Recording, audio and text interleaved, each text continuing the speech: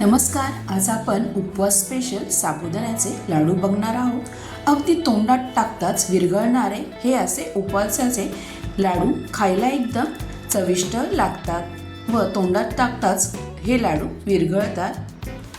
चला तर मग जास्त वेळ न घालवता आपण रेसिपीला सुरुवात करूयात. मी इथे 1 वाटी एवढा साबुदाणा घेतलेला आहे आणि आता आपल्याला हा साबुदाणा चांगला भाजून घ्यायचा आहे. तर गॅसवर एक कढई गरम करायला ठेवलेली आहे. त्या कढईत आपल्याला हा साबुदाणा टाकून मंद आचेवरच चांगला हा खरपूस असा भाजून घ्यायचा आहे. जोपर्यंत हा साबुदाणा चांगला असा फुगत नाही तोपर्यंत आपल्याला हा भाजत राहायचा आहे.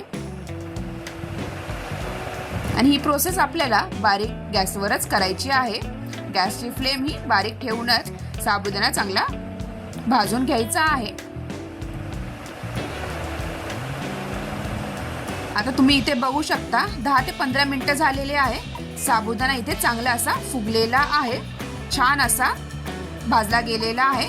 तुम्ही इथे एक साबुदाण्याचा दाणा खाऊन बघू शकता, छान असं कुडूम कुडूम लागतो. म्हणजे तुमचा साबुदाणा हा इथे चांगला परफेक्ट असा भाजले गेलेला आहे. आता आपल्याला हे असंच ठेवून द्यायचं आहे व गार झाल्यानंतर आपल्याला हा साबुदाणा मिक्सरमधनं बारीक करून घ्यायचा आहे. आता मी एक मिक्सरचे भांडे घेतलेले आहे, त्यामध्ये आपल्याला थोडा थोडा साबुदाणा टाकून छानपैकी असा बारीक आपल्याला पिठासारखा हा साबुदाणा करायचा आहे. तर साबुदाणा बारीक झाल्यानंतर एका पिठाच्या चाळणीने आपल्याला हे चाळून घ्यायचे आहे. अजिबात जाडसर असा साबुदाणा राहता कामा नये, नाहीतर आपण लाडू बनवल्यावर खाताना ते असं कडक कडक लागतं. त्यामुळे आपल्याला इथे पिठागत एकदम बारीक असा हा साबुदाणा वाटून घ्यायचा आहे. छानपैकी ते साबुदाणा वाटला गेलेला आहे. जर तुम्ही जास्त प्रमाणात इथे साबुदाण्याचे उपवासाचे लाडू करणार असाल तर तुम्ही साबुदाणा भाजून गिरणीमधनंही बारीक करून आणू शकता. छान असं पिठासारखं बारीक दळलं जातं. आता अशा प्रकारे मी हा साबुदाणा सगळा वाटून घेतलेला आहे व चाळणीने चाळून घेतलेला आहे. आणि वरचे जे साबुदाण्याचे अजून राहते चाळणीमध्ये ते पुन्हा आपल्याला मिक्सरच्या भांड्यात टाकून पुन्हा वाटून घ्यायचं आहे. अशा प्रकारे इथे माझा सगळा साबुदाणा छानपैकी बारीक करून झालेला आहे. तर मी ही प्लेट अशी साईडला ठेवत आहे. आता त्याच मिक्सरच्या भांड्यात मी थोडेसे काजू घेणार आहे. इथे तुम्ही काजू तुमच्या आवडीप्रमाणे घेऊ शकता. आता हे काजूही आपल्याला चांगले बारीक असं वाटून घ्यायचं आहे. बारीक अशी काजू पेस्ट आपल्याला इथे करायची आहे. तर एवढी वाटीभर एवढी काजू पेस्ट झालेली आहे. आणि पिठी साखरही मी साखर वाटून घेतलेली आहे मिक्सरच्या भांड्यात. आता आपल्याला गॅसवर कढई ठेवून त्यात 3-4 चमचे एवढे साजूक तूप टाकायचे आहे व जो आपण साबुदाणा बारीक केलेला होता तो साबुदाणा यामध्ये टाकून आपल्याला छानपैकी खमंग असा हे भाजून घ्यायचा आहे. आपण जसा रवा भाजतो ना तसंच आपल्याला इथे हा साबुदाणा ही छानपैकी तूप सुटस तोपर्यंत हा साबुदाणा चांगला भाजून घ्यायचा आहे. हा साबुदाणा आपण भाजून घेतला तुपामध्ये तर हे लाडू खायला एकदम छान लागतात. खुसखुशीत असे तोंडात टाकताच विरघळणारे असे हे लाडू लागतात. तर मंद आचेवरच मी हा साबुदाण्याचं पीठ चांगलं भाजून घेणार आहे. छानपैकी आपल्याला इथे भाजून घ्यायचं आहे. आता मी इथे थोडं ना अर्धी वाटी एवढं ना डेसिकेटेड कोकोनट घेतलेले आहे. आता हे डेसिकेटेड कोकोनट पण ह्याच्यामध्ये टाकणार आहे. डेसिकेटेड कोकोनटमुळेही हे लाडू छान लागतात. आणि आपण जी काजूची पेस्ट केलेली होती बारीक तीही आता आपल्याला इथे यामध्ये टाकून द्यायची आहे. डेसिकेटेड कोकोनटही चांगले मिक्स झालेले आहे. आता बारीक केलेले आपण काजू पेस्ट इथं टाकायची आहे. तर तुमचे आवडीनुसार तुम्ही इथे काजू डेसिकेटेड कोकोनट टाकू शकता.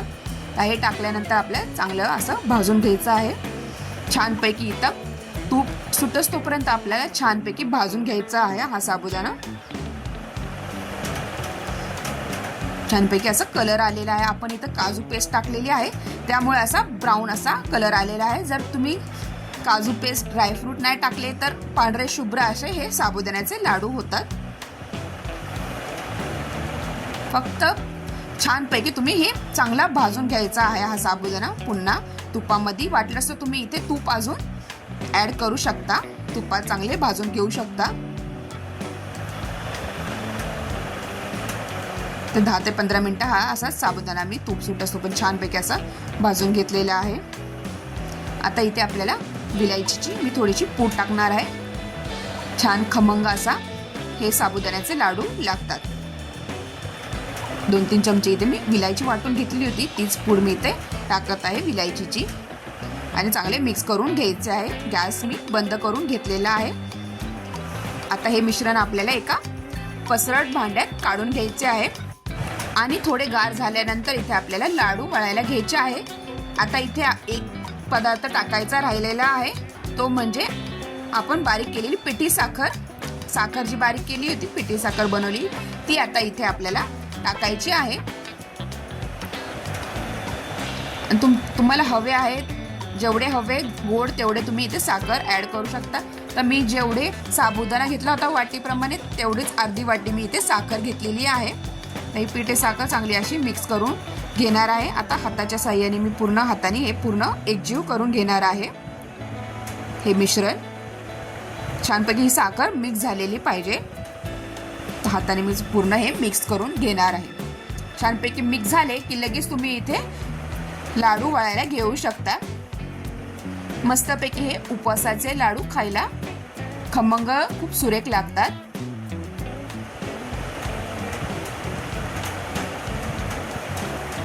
आता इथे छानपैकी इथे पिठी साखर आपली मिक्स झालेली आहे, एकजीव झालेली आहे आणि तुम्ही आता इथे एक लाडू हाताने वळवून बघू शकता की लाडू वळला जातो आहे की नाही.